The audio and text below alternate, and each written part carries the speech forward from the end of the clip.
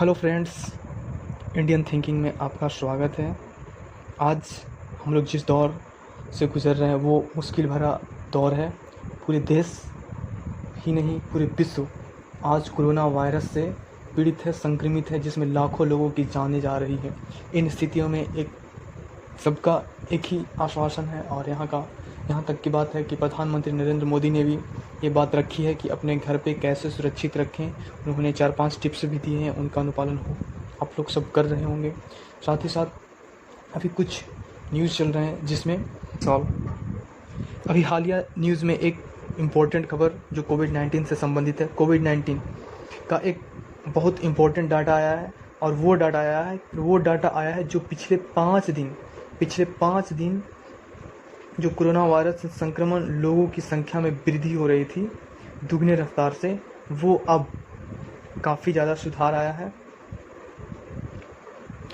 पहले वृद्धि दर थी 8% जो अब 6.6% की ओर अग्रसर हो रहा है। यदि बात की जाए, यदि लॉकडाउन भारत में नहीं होता तो क्या होता। जो 18 अप्रैल आज का डाटा है, 2 दिन पहले का, 2,12,000 लोग संक्रमित हो चुके होते यदि इंडिया में लॉकडाउन नहीं होता तो। 2011 में जनगणना जिस वक्त हो रहे थे उस वक्त भारत में टोटल 640 ज़िले थे। 9 साल बाद यानी 2020 में भारत में ज़िलों की संख्या में वृद्धि हुई और 736 ज़िले हुए। 736 ज़िले और 736 ज़िले बोलने का मतलब ज़िलों की संख्या में वृद्धि हो गई, यानी कि प्रशासनिक दृष्टिकोण से उपयोगी सिद्ध होगी। वहाँ पे एक्शंस लेने में कार्य क्षमता में वृद्धि होगी और ज़िलों का निर्माण, जिस उद्योग जो ठप हो गए हैं वो ऑनलाइन प्लेटफॉर्म के माध्यम से संचालित किया जा रहा है। और उन स्थितियों में कॉन्फ्रेंस मीटिंग, कई ऐसे बड़े बड़े विभाग का मीटिंग्स होते हैं, तो उन स्थितियों में एक जूम ऐप 40 से 50 व्यक्तियों को एक साथ कॉन्फ्रेंस कॉलिंग की सुविधा प्रोवाइड करवाती है। लेकिन इसमें एक और ख़तरा की बात आई है कि इसका सर्वर चाइना में है, जो निजता का खतरा काफ़ी ज़्यादा इसमें दिख रहा है।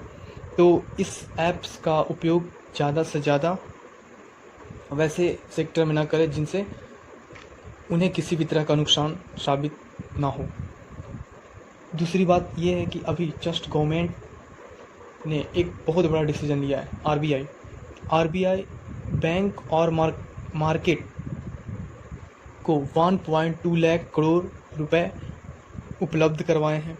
इन स्थितियों में लोगों को काफ़ी ज़्यादा सुविधा और अर्थव्यवस्था पे काफ़ी राहत मिलेगी। और इससे एक बात और है कि अभी एमएसएमई सेक्टर, सूक्ष्म लघु एवं मध्यम उद्योग जैसे सेक्टर जो हमारे देश में 6.5 करोड़, ये डाटा एक है, वो 6.5 करोड़ एमएसएमई उद्योग हैं और यहाँ पे रोज़गार 11 से 12 करोड़ लोगों को मिला हुआ है। यदि देखा जाए तो एमएसएमई सेक्टर बहुत बड़ा भारतीय अर्थव्यवस्था में भूमिका है, लेकिन ज़्यादातर लोग इसे ऊंचा दर्जा नहीं दे पाते हैं। यानी बोलने का मतलब एमएसएमई सेक्टर का किसी भी तरह का सही उपयोग नहीं हो पा रहा है।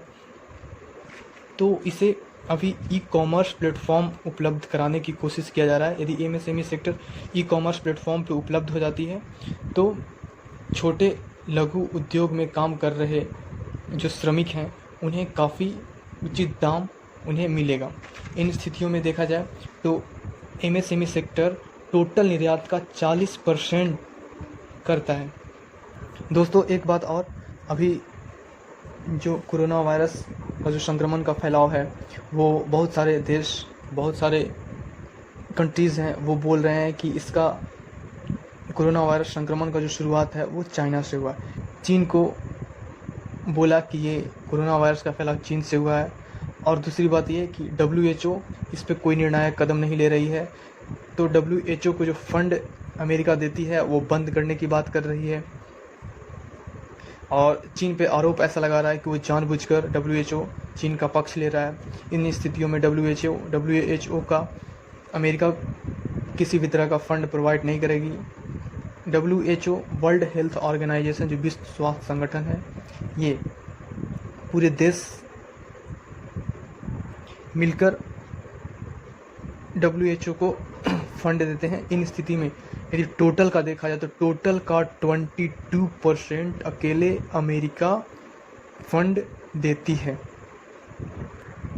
अमेरिका चाइना पे सीधे आरोप लगा रही है कि चाइना कोरोना वायरस संक्रमित क्षेत्र का शुरुआत वहीं से हुआ है।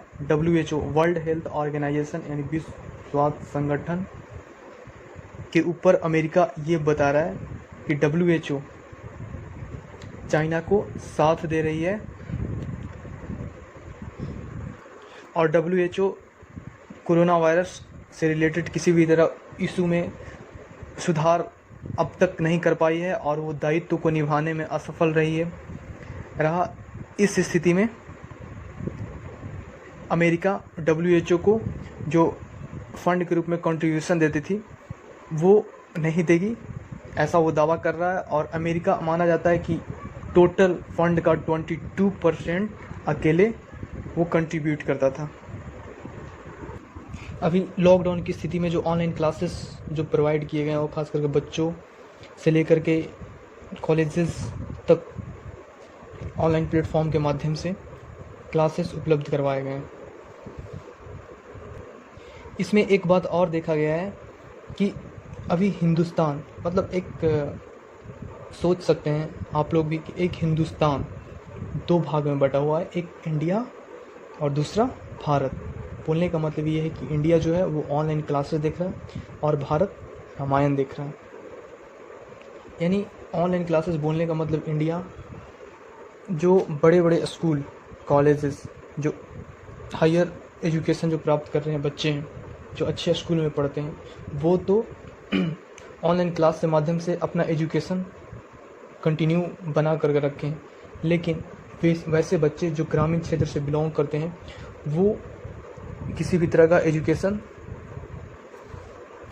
पार्ट से नहीं जुड़ पाए हैं। तो इसी बात को लेकर के बोला जा रहा है कि इंडिया ऑनलाइन क्लासेस कर रहा है और भारत रामायण देख रहा है और सामान्य स्कूल के बच्चे का पढ़ाई बिल्कुल बंद है और वो स्कूल भी बंद ही हैं। न्यूज़ में अभी हॉटस्पॉट एरिया का भी चर्चा चल रही है। जो हॉटस्पॉट वैसे एरिया जो संक्रमण का क्षेत्र सबसे ज़्यादा है वो हॉटस्पॉट एरिया रेड जोन के अंतर्गत शामिल किया गया है। इस दौर में सभी लोग अपने घर पे हैं और इन स्थितियों में हेल्थ का सबसे बड़ा इश्यूज आते हैं कि हेल्थ फिटनेस पे लोग कितना ध्यान दे रहे हैं और कितना नहीं, क्योंकि घर पे रहने के बाद लोग अपने हेल्थ पे काफ़ी ज़्यादा इफ़ेक्ट